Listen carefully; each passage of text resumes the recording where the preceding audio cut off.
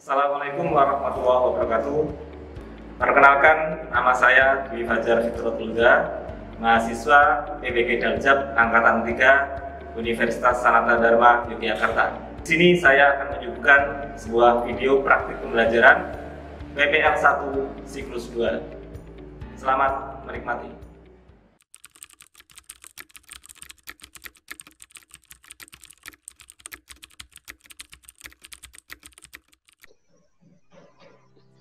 Assalamualaikum warahmatullahi wabarakatuh. Waalaikumsalam warahmatullahi wabarakatuh. Baik, asyhadu an la ilaha illallah wa asyhadu anna Muhammadar Rasulullah. Allahumma shalli ala Muhammad wa ala ali Muhammad, amma ba'du. Alhamdulillah. Nanda, gimana kabarnya? Baik semua kan? Alhamdulillah, Pak. Ya. Alhamdulillah. Kita masih berikan kesempatan, limpahan rahmat, hidayah, nikmat iman, Islam dan kesehatan dari Allah Subhanahu wa taala sehingga kita masih bisa melaksanakan kegiatan pembelajaran secara Indonesia pada hari ini. Baik Ananda, sebelum kita mulai pembelajaran, silakan dipimpin berdoa. Ananda Via. Sebelum memulai pelajaran pada hari ini, marilah kita berdoa. Berdoa dimulai. Berdoa selesai. Oke, alhamdulillah. Terima kasih Ananda Via sudah memimpin doa. Semoga aktivitas kita dalam pembelajaran lancar ya. Sebelumnya Ustadz sudah mengabsen di grup ya. Alhamdulillah semuanya sudah siap mengikuti pembelajaran secara Indonesia kali ini. Baik Ananda, tujuan dari pembelajaran pada pembelajaran kali ini harapannya kalian nanti melalui studi literasi dan kegiatan pembelajaran dengan metode discovery learning, kalian mampu menganalisis perkembangan kehidupan politik dan ekonomi bangsa Indonesia pada masa Orde Baru. Seperti itu ya, sudah jelas ya tujuan pembelajarannya.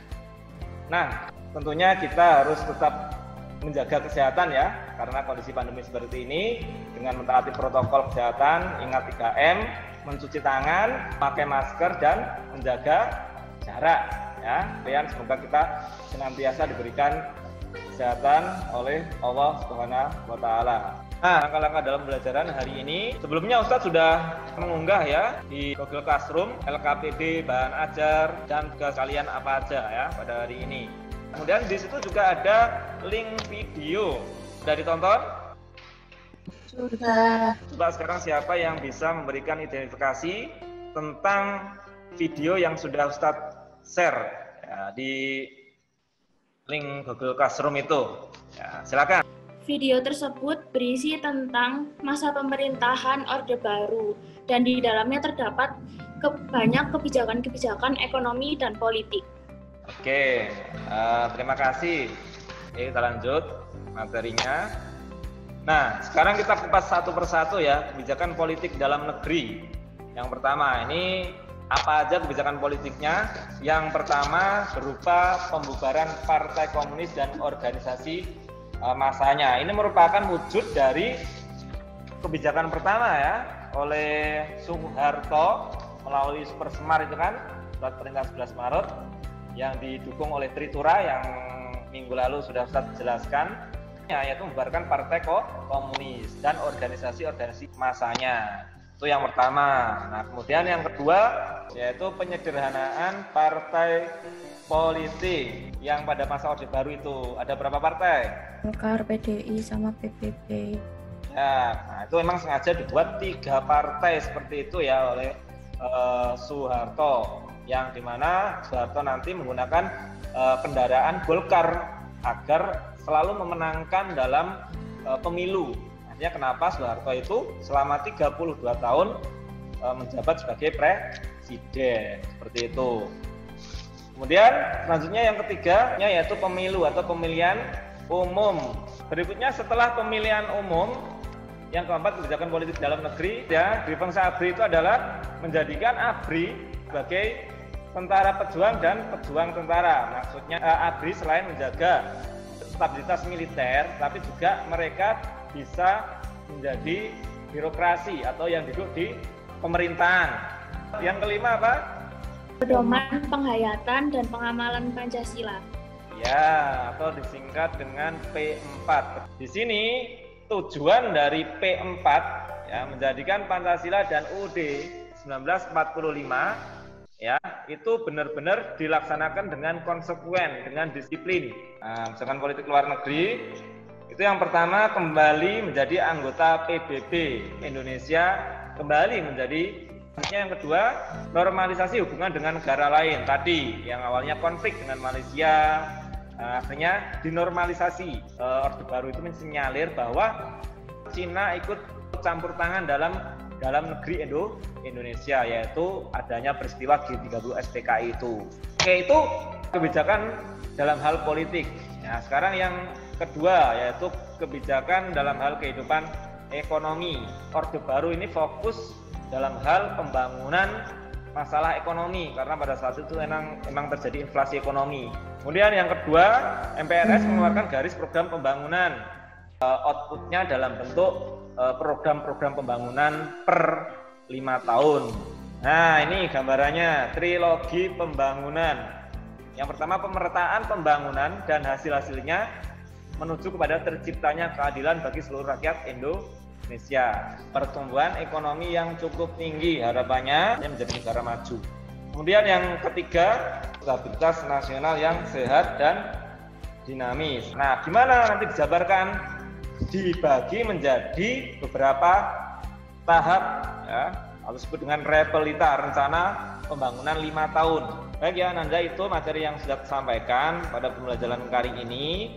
Nah, selanjutnya sekarang silakan kalian berdiskusi antar teman ya.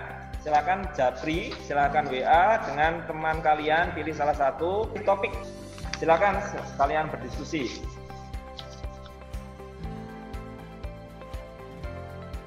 Nama saya Aida Aulia Ramasari dari kelas 12-1.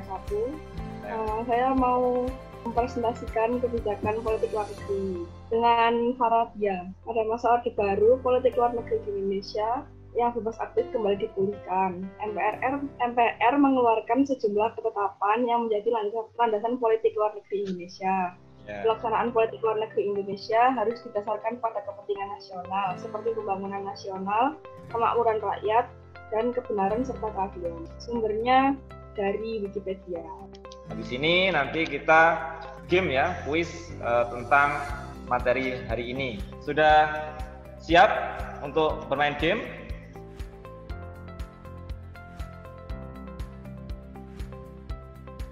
Baik, Anda, kita sudah menyelesaikan materi pada hari ini tentang masa Orde Baru, kebijakan politik dan ekonomi ya. Apa kesimpulannya menurut kalian pada materi hari ini? Ya.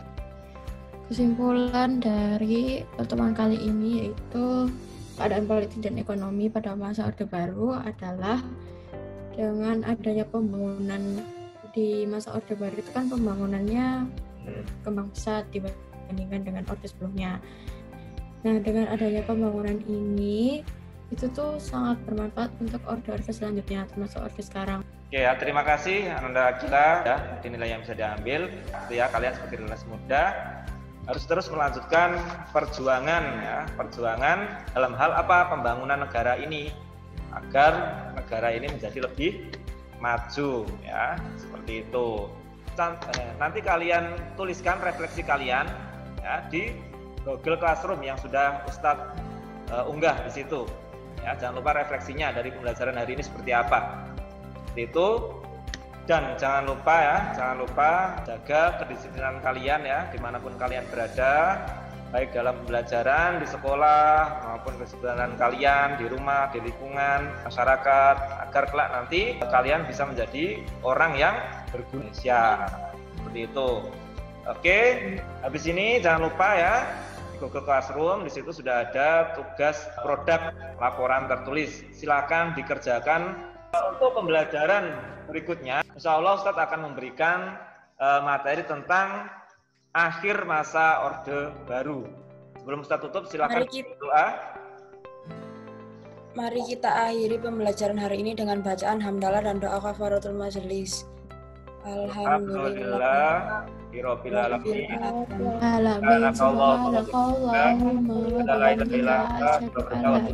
Terima kasih Ananda. Assalamualaikum warahmatullahi wabarakatuh.